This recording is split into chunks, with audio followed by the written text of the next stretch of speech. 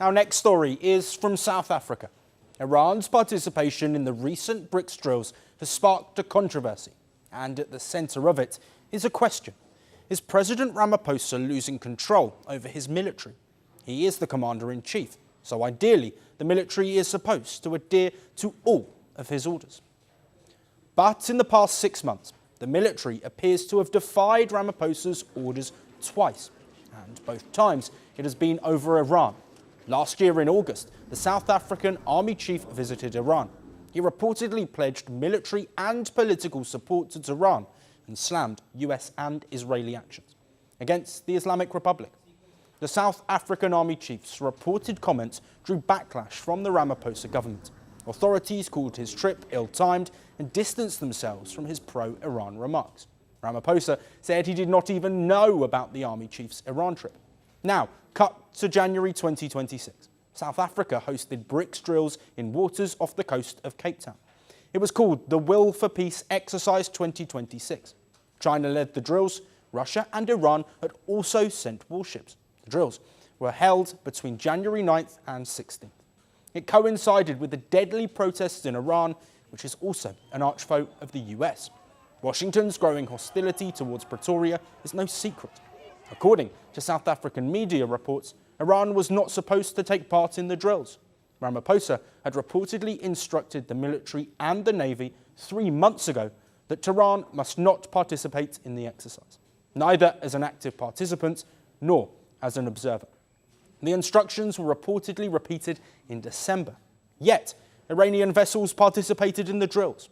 And then, as expected, Washington lashed out at Pretoria. Iran is a destabilizing actor and state sponsor of terror, and its inclusion in joint exercises in any capacity undermines maritime security and regional stability. It is particularly unconscionable that South Africa welcomed Iranian security forces as they were shooting, jailing, and torturing Iranian citizens engaging in peaceful political activities South Africans fought so hard to gain for themselves. South Africa can't lecture the world on justice while cozying up to Iran. And the Ramaphosa government has faced domestic backlash as well. The Democratic Alliance, which is one of the parties in South Africa's unity government, has questioned Iran's participation. Who gave the final approval? Whose instructions were followed? And why did senior SANDF leadership appear to act in defiance of a presidential directive? If this reflects a wider culture of insubordination at senior command level, including the chief of the SANDF and the chief of the Navy, it must be confronted now. The SANDF cannot be allowed to operate with parallel lines of authority.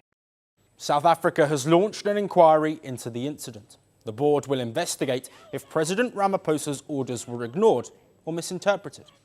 The Iranian presence in South African waters has raised some serious questions.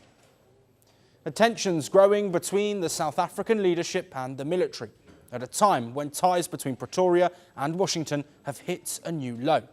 Why is the military seemingly siding with Iran despite the US threat? Were Ramaphosa's orders actually misrepresented, or are these signs of a mutiny? The report of the inquiry is likely to give answers for at least some of these looming questions. The world doesn't fit in boxes, so why should your news? From battlefields to negotiation tables, from internet outrage to real-world injustice. The conversations everyone is having and the ones they're avoiding. It's the same show, but this new year, Firstpost America gets a new look. I'm Kerry Johnston, and this is Firstpost America.